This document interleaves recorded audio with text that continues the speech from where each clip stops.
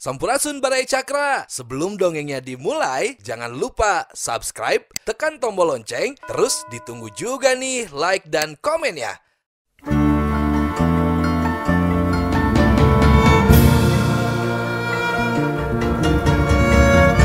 Baraya Cakra, parantos waktosna 80,5 FM Radio Cakra, midangkeun dongeng Sunda Dora-Dori.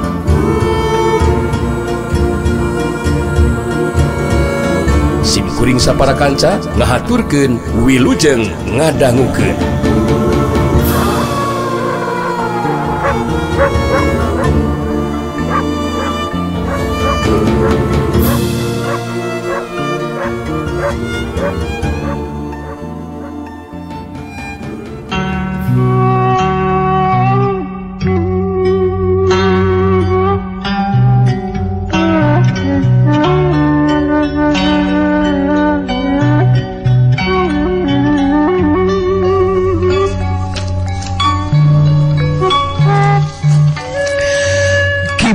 Anu geus haga diri ngabangun pasangan dina jurus pamungkasna harita musyrikeun paneuteutna ka Rasanti bari nyarita. Rasanti, pikeun masihkeun sahan leuwih unggul dina ieu ijen jajaten. Mangka diri kula bakal mungkas subakuna ieu tarung.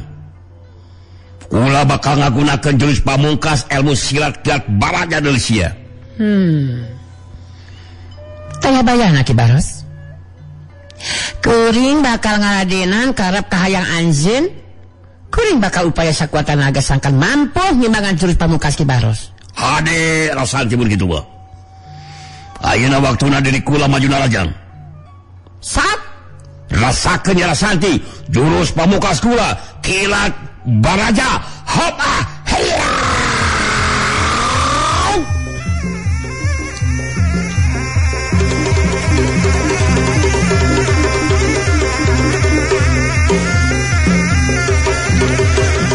Curewat, curewat, kalayang.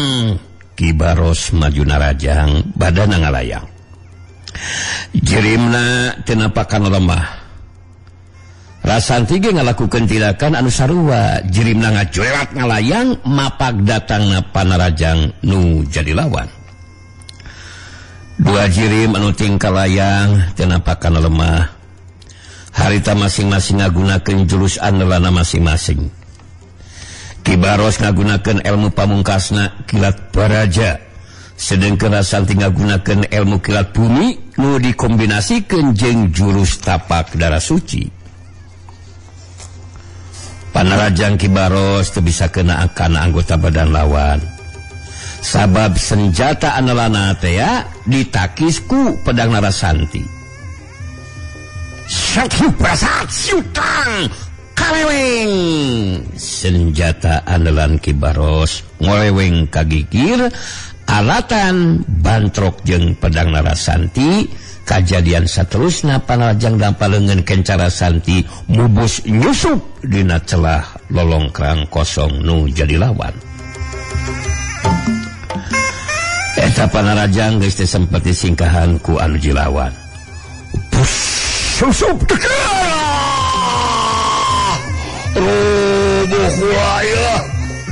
Ki Baros ngagerunahan ka nyeri bari badanna ngajengkang ka tukang. Kalayang terus nyirorot ka handap. Tapi Ki Baros masih kena sempet ngajuralikeun badanna sababaraha kali. Samemeh napa kana lemah. Curali cilig galig. Ki Baros napa kana lemah bari badanna mundur sababa lengkah ka tukang. Sedengkeun Rasanti ngalayang turun ka handap napa kana lemah. Kalayang cirig cilegedeg. Rasanti mancuh dina tangtunganana. Si banteng ngulung nu ningali Rasanti aya dina kaunggulan. Harita ti jero pasangrahan terus nyarita semua anu ngagero. Woi! Ki Barosan. Hanu mantrak mentong cobra-cobra ngarek lawan Rasantian. aranan lawanan anakna Kang ngawing-ngawing mah ngalah kamu mah ngoge moalan bisa menang lawan Rasanti mah masih untung Rasantian henteu boga maksudan delekaan kanu jadi lawanan. Sobra ngarek kumaha sikep ngejeng ninakan Kibarosan nganu saterusna sia jangkar kehedan ngurang ajaran. Kibarosan anu geus bisa mancukeun tangtunganana deui harita katingali ngareret sakedeung kalebas si Banteng Wulung. Maju sababara lengkah kareupeun Rasanti dina jarak anu dianggap cukup harita Kibaros ngeureunkeun lengkahna. Bari nyelapkeun senjata analanana kana cangkengna belah kenca. Kibaros neuteup Rasanti bari terus nyarita. Rasanti, kula rumasak ati dipangarti kasorang dina lumangsungna ijen jajaten Rasanti. Tete lah tahapan ilmu siat Rasanti memang leuwih punjul batan diri kula.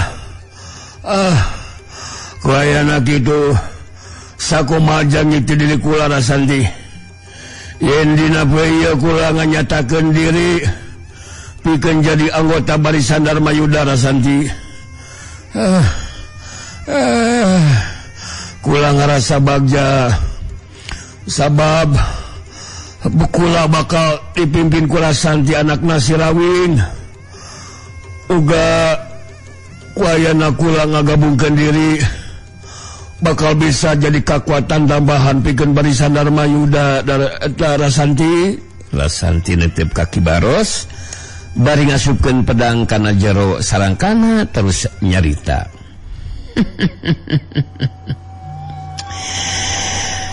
Ngaturkeun nuhun kana nangrupi anu name disaurkeun ku Kibaros.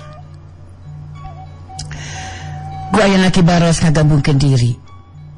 Tangtos bakal nambihan kakuatan Barisan Dharma Yuda supados langkung jelas nama ngeunahan saha anu bakal mimpin Barisan Dharma Yuda. Urang bahas di lebet pasangrahan be.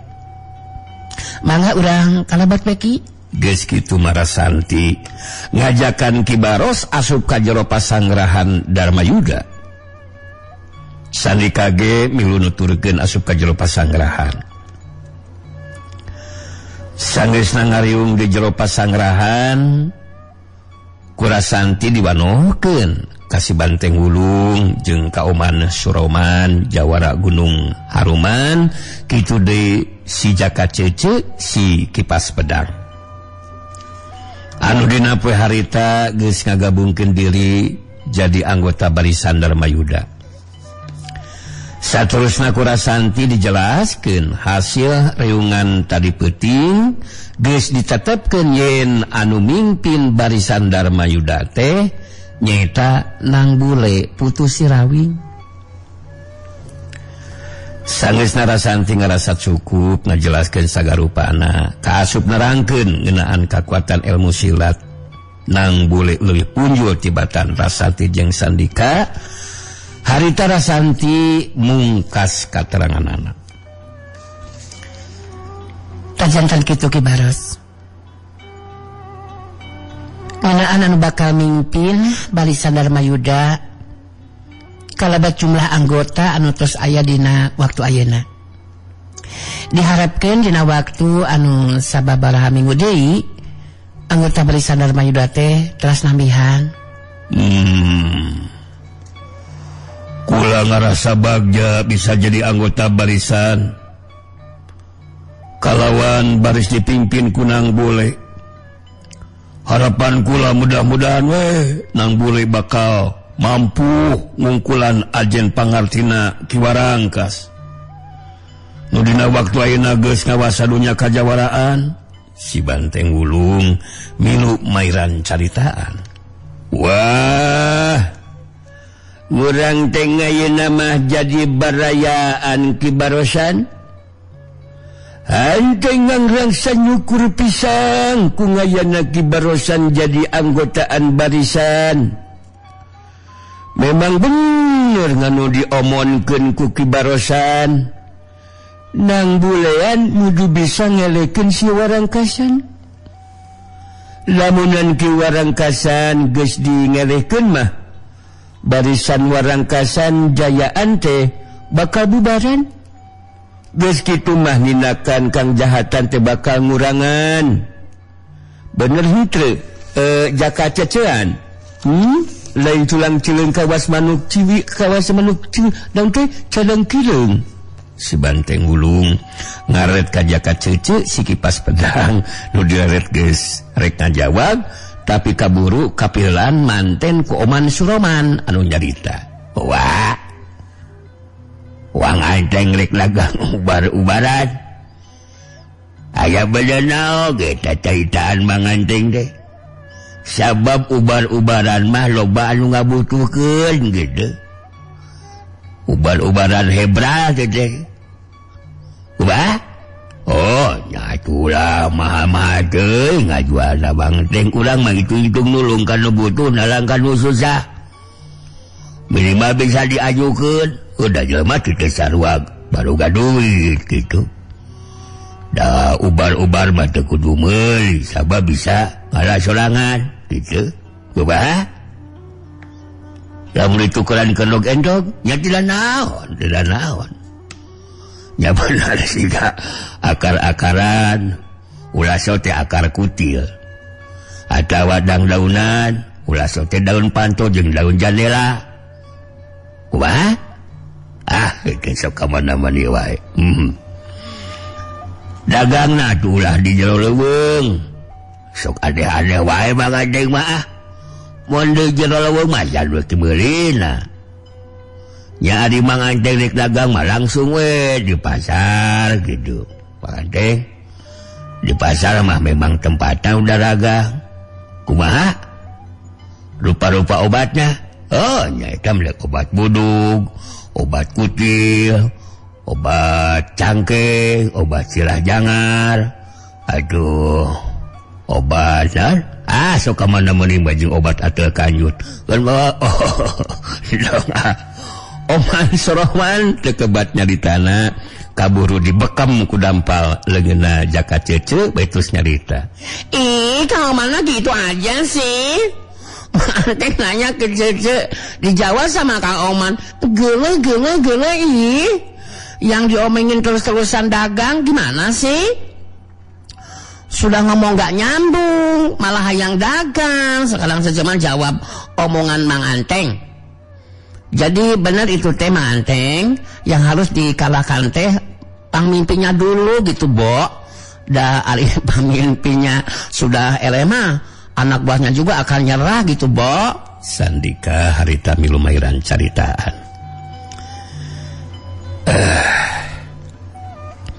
Nu disaurkeun ku Ki Baros kitu deui ku Mang Anteng ngeunaan nang bule mampu ngungkulan ajen pangartina Ki Warangkas memang jadi harapan sararea. Sabab ku cara kitu mangka Ki Warangkas geus moal ngawasa dunya kajawaran deui. Mudah-mudahan satu tasna ngandeg barisan Darmayuda. Anu bakal mimpin barisan ge geus aya babarengan jeung urang. Ki Baros ngabagikeun paneuteup ka Rasanti jeung Sandika betus nyarita. Kula sok sanajan tacan panggih dikeuna jeung nang bule putu Sirawi. Tapi ku ayeuna gamaran teu nyimas Rasanti kula jadi boga kayakinan nang bule bakal mampu nanjeurkeun kaunggulan barisan Darmayuda.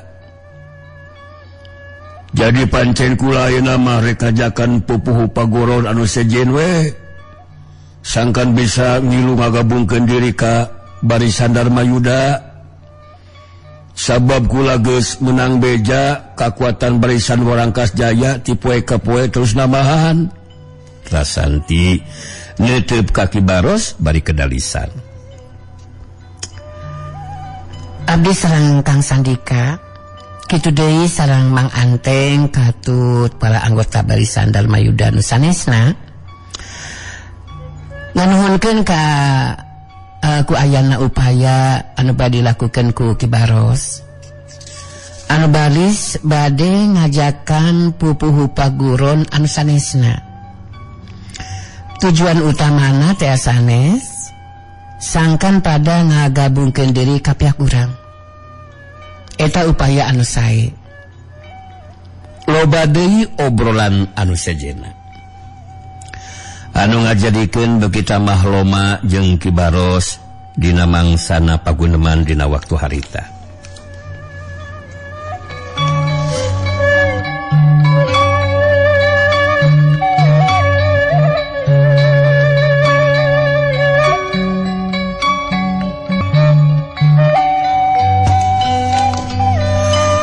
Nyai sarikit milumairan di caritaan. Jadi kieu Ki Baraka.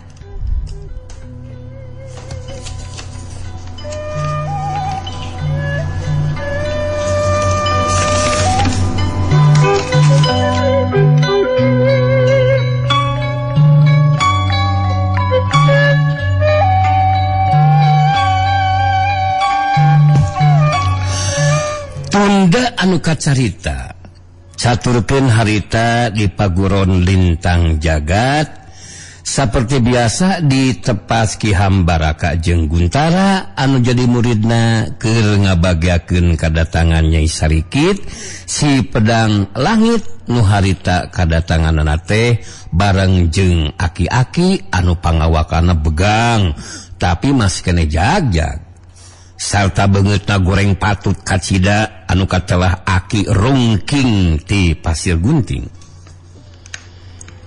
Ki Hambaraka anu harita keur cumarita.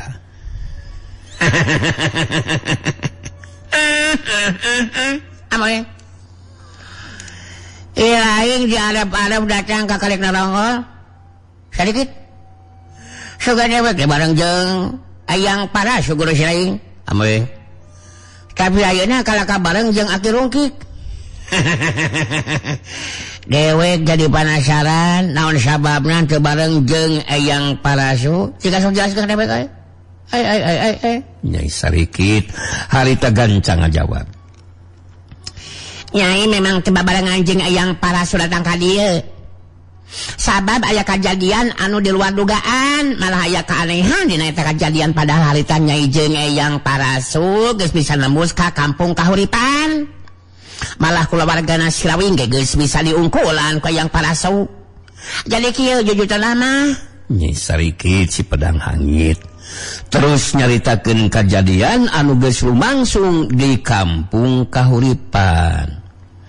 Sagarupana dijelaskeun ku Nyai Sarikit anu dina akhir eta kejadian Eyang Parasu kalahkah ngajakan mulang sarta muarek pipilueun deui kana urusan Nyai Sarikit anu jadi muridna. Sanggeusna ngarasa cukup mereka teranganana harita Nyai Sarikit mungkas caritanana. Tah jadi kitu pangna Nyai henteu bareng jeung Eyang Parasu teh. Tapi Ki Baraka teu kudu leutik hate sabab ieu aki rungking Pasir Gunting geus aya dina kasapukan. Geus aya kasapukan jeung Nyai nyaeta bakal sanggup ngabantu ka pihak urang. Kaya. Amoy. Carita di lain geus ka hati ku dewe geus. Tapi dewe kasanya boga kemampuan naon ieu si aki rungking teh. Nah boga kemampuan anu sajajar jeung Eyang Parasu teh. Amoy. Sabab moh henteu mibana kemampuan anu sajajar jeung kemampuan Eyang Parasu. Asa pamohalan bakal mampu ngawujudkeun kana pamaksud dewe. Bener henteu, Sargun? Ki Hambaraka ngaret ka Guntara anu jadi muridna. Nu direret langsung ngajawab. Ladas. Edan disaurikeun ku pangarsa. Margi nu dibutuhkeun kurang teh jalma anu bakal mampu nembus ka kampung kahuripan. Tapi punten, ulang ge ulah nganggap enteng ka ieu aki rungking. Jantan punten rupina ayeuna mah ditaros ku pangarsa boga kambuan kumaha ya Ki Rungking teh. Lamun punten ieu mah sakadar saran abdi kitu baheursa.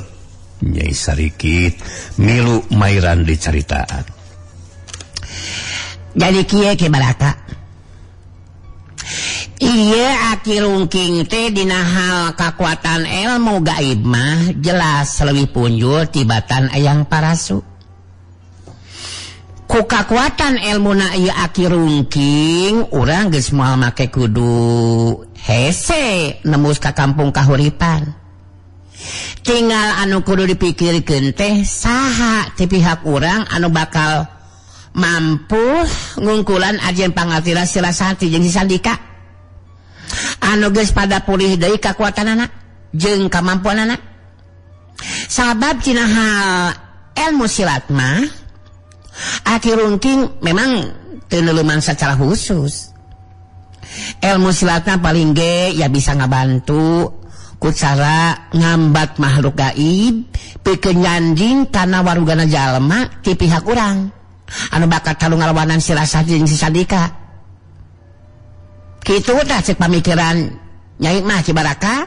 Ki Hambaraka ngahuleung sakedeung siga nu keur mikir teu lilatus nyarita. Cocok. Amoy. Carita di si lain geus ka hati ku dewek sadikit. Ngeunaan anu bakal ngalawanan Silasati jeung si Sandika teh bisa disingaleupan ku Sargun muri dewek. Jeung si Kintamani Katut si Purbaya. Amoy. Anu mah tak dewek rek tumanya ka ilaing. Ki Rungking. Nah bisa kira-kirana tilu makhluk gaib anu nyaning masing-masing ka si Sargun jeung anu sejenna. Coba jelaskeun ka dewek. Beheureuh ka dengena. Sok jelaskeun ka dewek Ki Rungking. Ki Rungking nutup seukeut ka Ki Hambaraka panonna anu dekok seukeut lir upama anu nembus kana jajantung. Ki Rungking nyarita sorana peura semua anu peuyeuh bari jeung ngirung sagarupa. Rek ngamuatan 10 makhluk gaib beker Ki Rungking mah ngumpeun. Anu jelasnya tiapnya mah bisa ngasandingan sangkul gitu kakuatan makhluk gaib. Usang itu nganggu, aduh, sakumaha hebatna, kemampuan ilmu silatna, pasti bakal kawalahan. Aing ripuh aing. Kitu cek ijilan aing mah gimana kan? Guntara harita ngareret ka Ki Hambaraka anu jadi guruna baritus carita. Punten parasa, punten ieu. Sakumaha nu digeukeun ku Ki Rungking eta tos kawilang hebat eta pangarsa. Cantan upami abdi jeung Kintamani Katut Purbaya masing-masing kasantingan kakuatan ku tilu makhluk gaib, maka bisa dipastikan Silasati jeung Sandika bakal bisa dipinasakeun. Janten urang kedah persanten kana kamampuan Ki Rungking. Tapi punten. Eta mah dumasar kana pamikiran abdi we.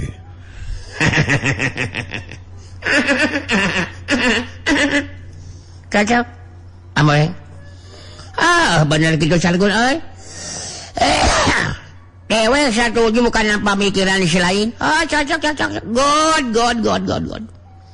Jeung aing pamikiran si lain teh sarua Sargun euy. Nyai sarikit nutup ka Ki Hambaraka baritus nyarita. Nyai rek ngusulkeun ieu teh ka Ki Baraka. Kumaha mun nyage milu ngabantu maturan Guntara jeung anu sejenna. Jadi ku cara kitu Silasati jeung si Sandika masing-masing kudu ngalawanan 2 urang lawan. Ku tilu warugana 4 urang lawan. Silasati jeung si Sandika tangtu moal mampu ngimbangan anu lawan. anu akhirna si Rasanti jeung Sandika bakal leuwih gancang dibinasakeun. Ya. Amoy. Eta bisa nu diharapkeun ku dewek mun si Rasanti jeung si Sandika geus malodal. Tang tuh kampung kahuripan teh bakal aya dina pangaruh jeung ka kawasan Pangasana Mulya ki Walangkas. Amoy. Engke dewek rek ngusulkeun anu kudu jadi pupu lembur kampung kahuripan teh ilaing sadikit euy. Ilaing. Bari didekeng ku si Aki Rungking. Anu matak euy. Upaya anu bakal dilakukeun teh ulah nepikeun ka gagal. Gagal meureunan, da eta ulah nepikeun ka gagal. Amoy. Kitu ceuk pamikiran dewek mah euy. Kumaha si laing satuju Sargun? Montong ngagerem wae sakoplok satete sieun satete.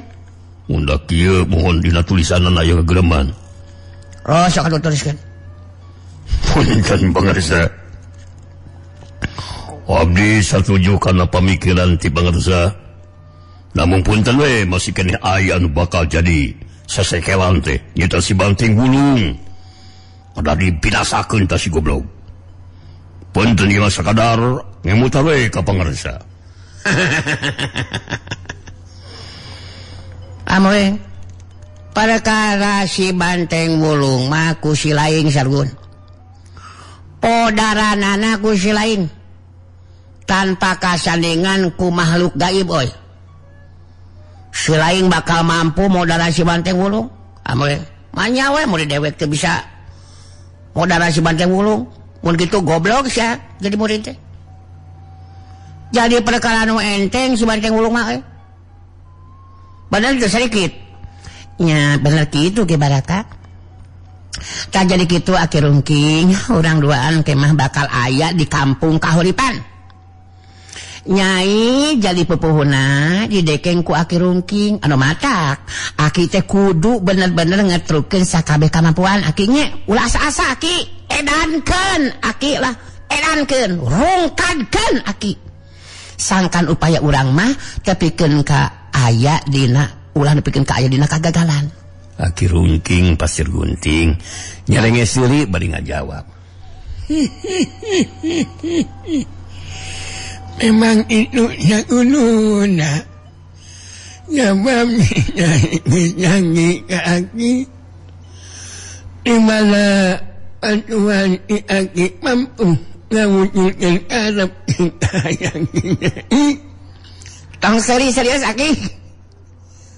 Mangka ulang bakal jadi lagi pamajikan. Hatina ulang barengan. Oh, jadi kudu terus babarengan. Gitu. Usinya ingat nyanyi. Bakal ayah akibatnya. Nyata paragat Jawa ulutnya lemaknya itu. Ki Hambaraka ngabagikeun panetepna ka Aki Rungking jeung Nyai Sarikit teulah terus carita. Amoy, cacak. Dewe bakalnya tujuan karena perjanjian iling duaan euy. Oh, di mana hasil karap jeung pamalsudan si laing jadi salaki jeung pamajikan. Amoy. Ramata iling duaan teh kudu beunang dipercaya. Sabab dewek anu dipercaya sapinuhna ku Pangasana Mulya ki Walangkas. Sabab mun si jagat hawuk bisa nyangking sapinuhna ilmu lintang panumbaling jagat, mangka sagarupa masalah jeung urusan dipercayakeun ka dewek euy. Amoy. Eta nu kudu diperhatikeun ku si laing mah sadikit jeung Aki Rungking. Omah teh euy. Nyai Sarikit netep kaki Hambaraka terus carita. Nyai jeung Aki tangtu bakal merhatikeun kana sakabeh caritan Ki Baraka. Sarta bakal upaya sakuat tenaga sangkan karep pamaksudan urang teh bisa jadi kenyataan. Anu jelas Ki Baraka kudu sapinuhna percaya kana kekuatan jeung kamampuan Aki Rungking dina masalah kekuatan ilmu kagaiban. Guntara harita milumairan caitan deui. punten pangarsa. Sakuman dilisankeun ku Nyai Sarikit memang kedah dipersantan ku pangarsa sapiluna. Janten punten pangarsa. Tos teu kedah cangcaya deui pangarsa. Kedah bulet punten ya. Secara pribadi abdi percaya sapiluna kedah kemampuan Aki Rungking. Namun punten. Abdi mung sakadar ngemutan ka sela pangarsa kitu barisa. Amoy. Selain kudu ngarti sargun euy.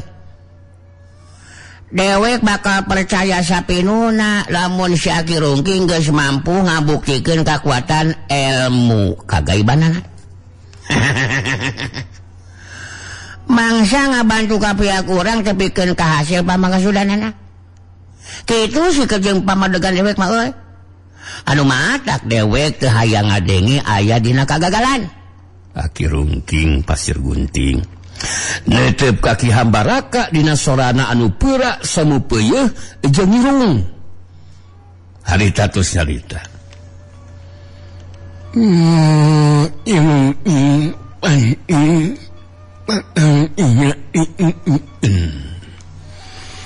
Naon lupa bangunan bakal jadi kenyataan. Si Rungking geus uhat nunggi diri mentur tampak ina ngayailkeun uatan ilmu gaib. Sakumaha hebat ilmu hilat pada jangok yang jawala.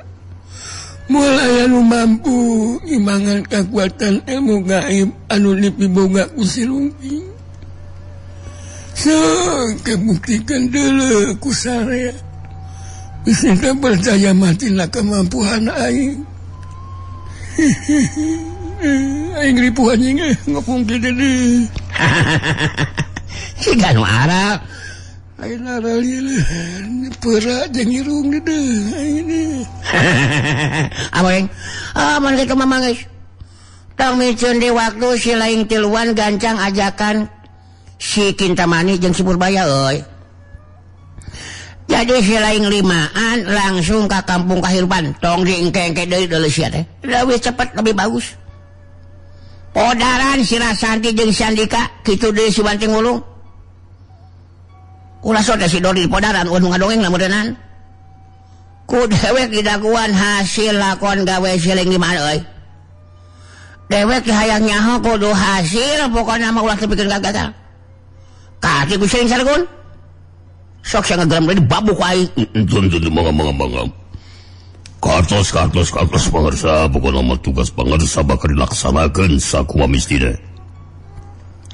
Sanes bade milhaan ieu mah namun punten abdi kaduka yakinan upaya nu dilakukeun dina waktu saeuna mah moal duwi kang gagal kitu pangarsa. Janten punten ieu. Kedah percantan yen sagalupina bakal lain nakalan salah pangarsa. Geus miceun di waktu Guntara jeung Nyai Sarikit katut Aki Rungking terus nyampel heula Nyai Kintamani jeung Purbaya. Geus kitu mah lima anana terus arinit rek ka kampung Kahuripan.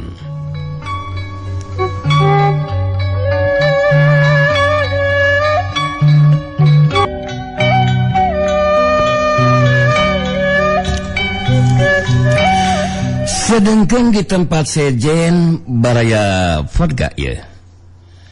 Nu rada anggang ti kampung Raharja.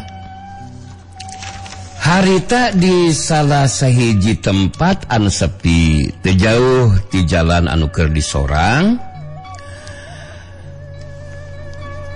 Jakawanara jeung Aceng Jeprut katut non Alina keur ngariung tiluan dariuk dina handapeun tatangkalan. Jakawanara anu harita keur cumarita. Urang geus pada ngagabungkeun. Urang geus pada ngabandungan kakuatan Walakas Cahaya. Beuki dieu terus nambahan jumlah anggotana. Artinya kekuatan barisan Warakas Jaya teh beuki tambah kuat.